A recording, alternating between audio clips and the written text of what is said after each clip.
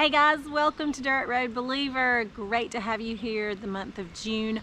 All month long we are having a Bible study that is for everyone, believers, non-believers.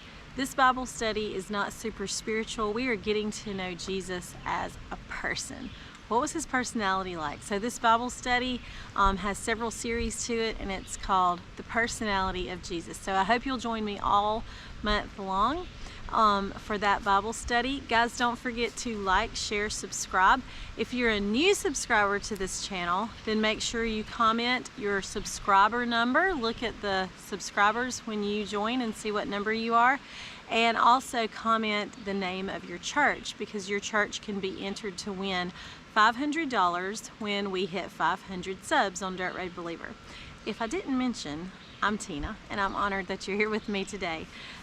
So some things coming up in June. We have, in addition to our very awesome, amazing Bible study that I'm so excited about, we have T-shirt Tuesday. So I'm giving away merch on this channel every Tuesday, and we kick that off June the 1st, Tuesday. So make sure that you just comment your t-shirt size. It is a t-shirt with my new logo on it.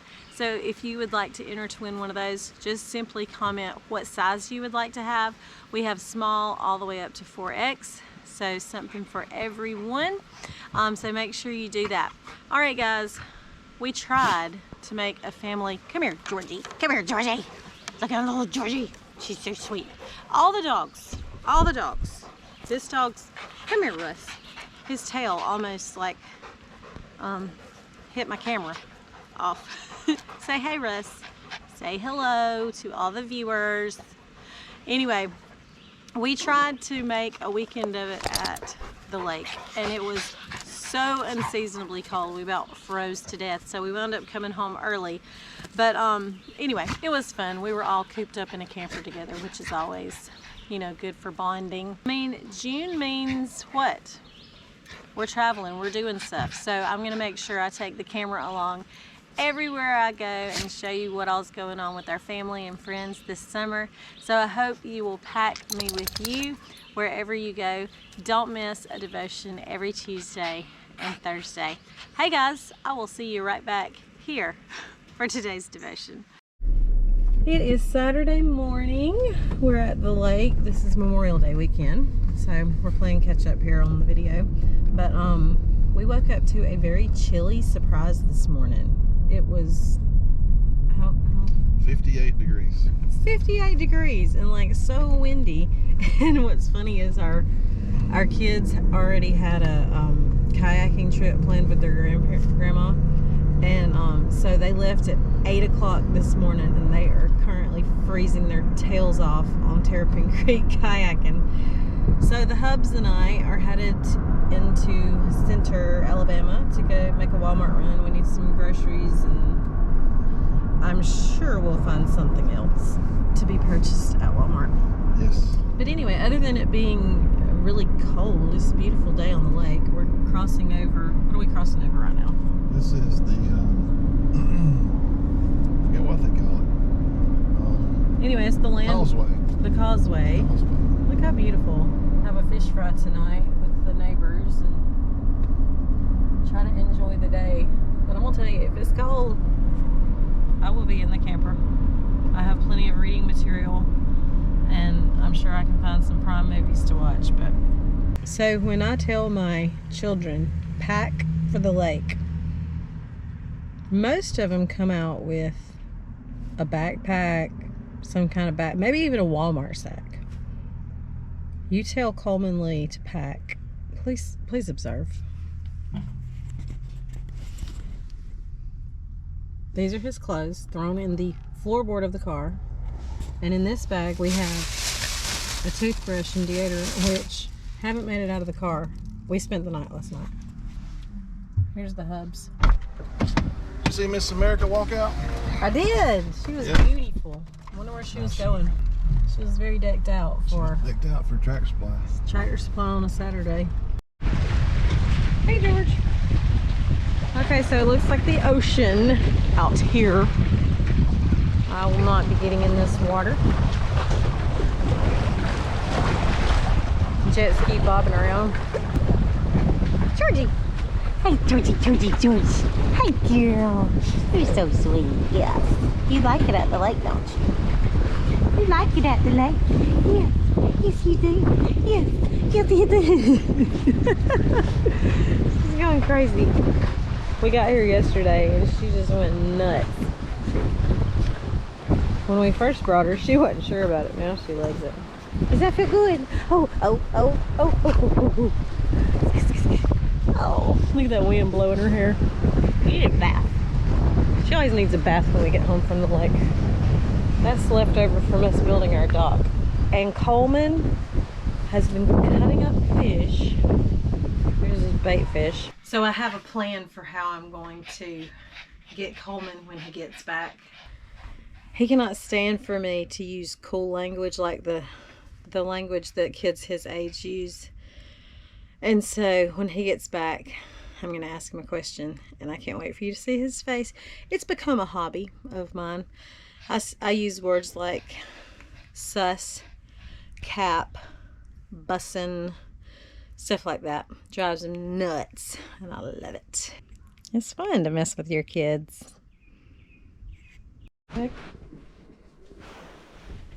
That was so We're fun. getting a literal Coleman, frame by yes. frame. The kayaking trip, was it respectfully bussin' no cap? Was it respectfully bussin'? Y'all no got a cap? rope? You know, I need to hang myself. I got a rope. We don't really have a ceiling fan in here. I love doing that to him. It hurts. Was it It was respectfully right bussin' Mom! no cap? I think it was bussin'. You no talk to me No no cap. more. It was respectfully bussin' no cap. Oh my gosh, Mom. It hurts. Was it? No. Respectfully bussin' no cap. It was cold. The whole time. How about a donut hole that we just... Roku off. This is really being close with your family. We have I'm gonna put those shoes family, back on. Mom, I'm family, stealing your shoes. family. The other family's over there behind that door. Why? Because I need to go outside and I don't want to wear the wet ones. We're gonna watch a movie because we can't go outside. Can.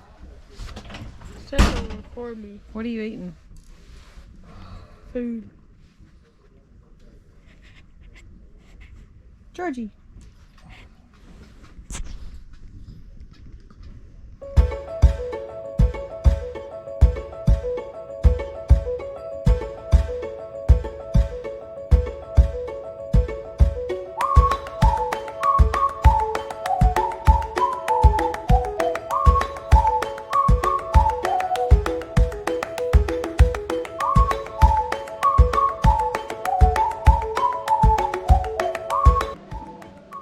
I have spent most of the day right there reading, watching TV. It's time to go. We're about to get this fish fry on. You're not gonna believe what I did. I left the plug for the fryer for the fish fry. Wait, what? The plug that goes into the back of the fryer that you plug it in and heat the oil. Okay. Forgot the plug. I forgot the fryer. Okay, against all odds. So this fryer doesn't have a plug.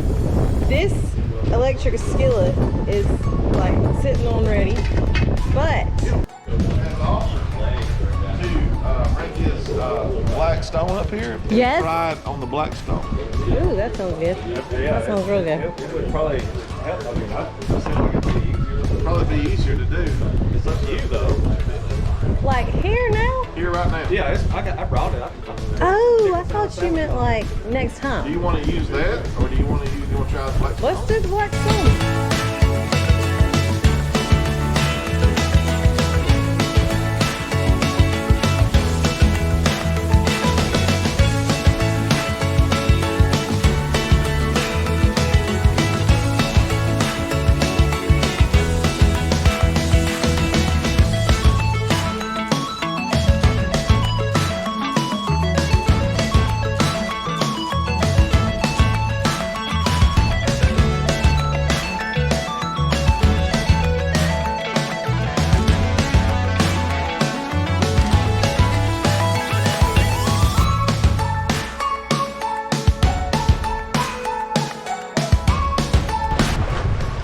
freezing cold on the dock. So you want some?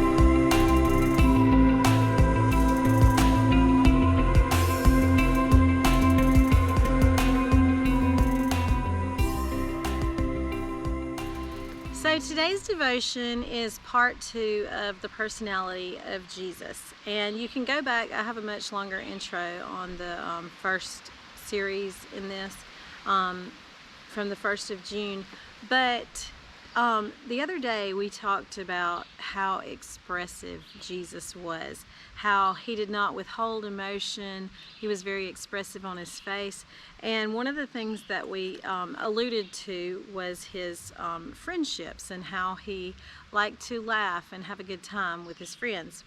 So today we're going to go more into Jesus was a close friend.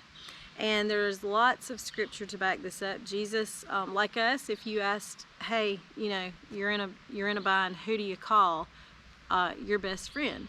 So we're going to show you Jesus' best friend today, his go-to, who he would always call first. And then we're going to kind of expand that circle to, you know, your core group of friends and then your larger group of friends. So let's start with his very best friend. Jesus had a BFF. Did you know that? Jesus' best friend was John, and John was also one of his apostles. And John always referred to himself as the one whom Jesus loved. And he's always with Jesus. When he takes people to do things exclusively, John is always in the mix there. You know, like if you were to invite your closest friends to do something with you, John was always among those friends. And the biggest indicator that we find that John is his very best friend is in John 13, 22 through 25. So if you're not familiar with the Bible, the book of John was written by his best friend John that we're talking about. So I want to read to you John 13, and this is 22 through 25. It says, "His disciples stared at one another at a loss of which one he meant, and one of the disciples whom Jesus loved was reclining next to him. Simon Peter motioned to this disciple and said, 'Hey, ask him which one he means.' Leaning back against Jesus, he asked him, 'Lord, who is it?'" So who is it among your friends that you get to go ask someone something? It's the one closest to them, right? So here we see that the disciples are like, hey, ask Jesus what he means by that. And then John does, and he kind of just leans against his friend at the dinner table to ask him. So that shows us just how close they were. Perhaps the most insight we have into just how close Jesus and John were as best friends is in John 19, and it starts in verse 26. And Jesus is on his way to his crucifixion, and it says, "When Jesus saw his mother there and the disciple whom he loved, John, standing nearby, he said to his mother, 'Dear woman, here is your son,' and to the disciple John, 'Here is your mother.' From that time on, this disciple took her into his home." Now, I can think of one person I would trust my own mother with if I were to leave this world before her. That is my very best friend who knows my mother almost as well as I do, has been around her. And so we see here how John and Jesus were inseparable. They were absolutely the closest and best of friends. Now, Jesus also had a larger circle of friends: Peter, James, and John. James and John were brothers, and then there was also a Peter, and this is another apostle of Jesus, one of the 12, or excuse me, 3 of the 12, and they always did things together, and Jesus revealed things to them that he didn't reveal to the rest of the apostles. And you know, that core group of friends that I said you call and, hey, let's do this together, that was the core group: James, John, and Peter.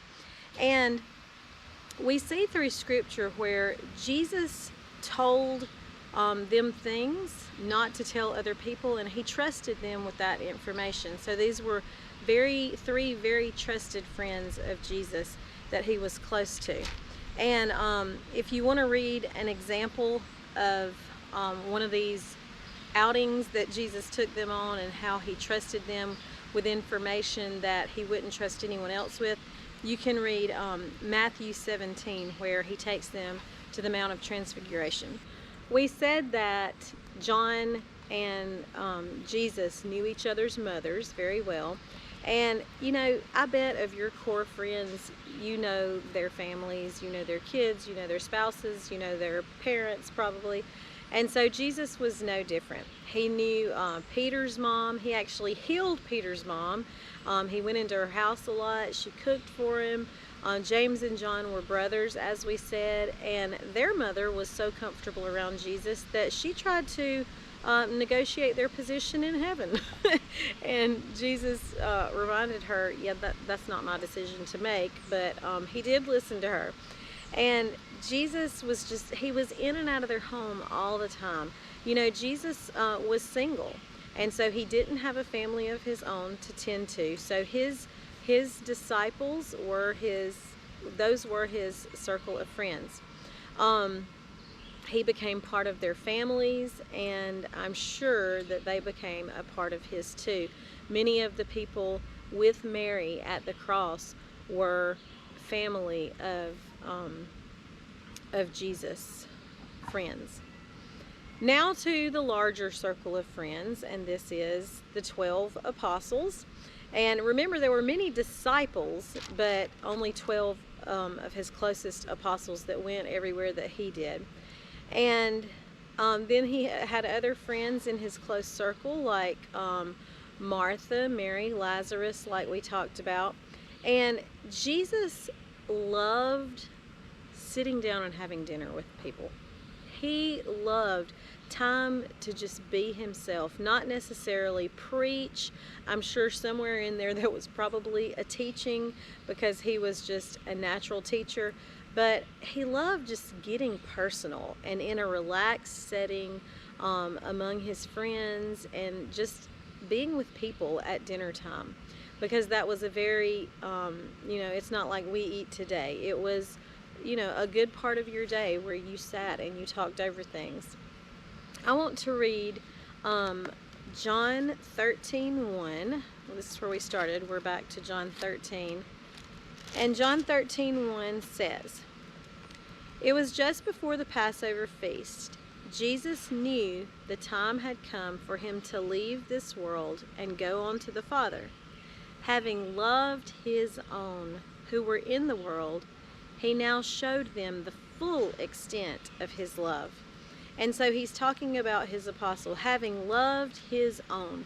In this world, we have our people, don't we? Somewhere throughout our life, we find our people, our tight-knit bunch, and that's who he's talking about here. And then he says, and now I'm going to show them the full extent of my love. And if you're not familiar with this passage, this is where Jesus disrobes. He puts a towel around his waist. He fills a basin with water, and he washes the feet of each apostle there after that meal. And it was a beautiful thing, and he said that I want you to remember this after I'm gone. I want you to do this to each other.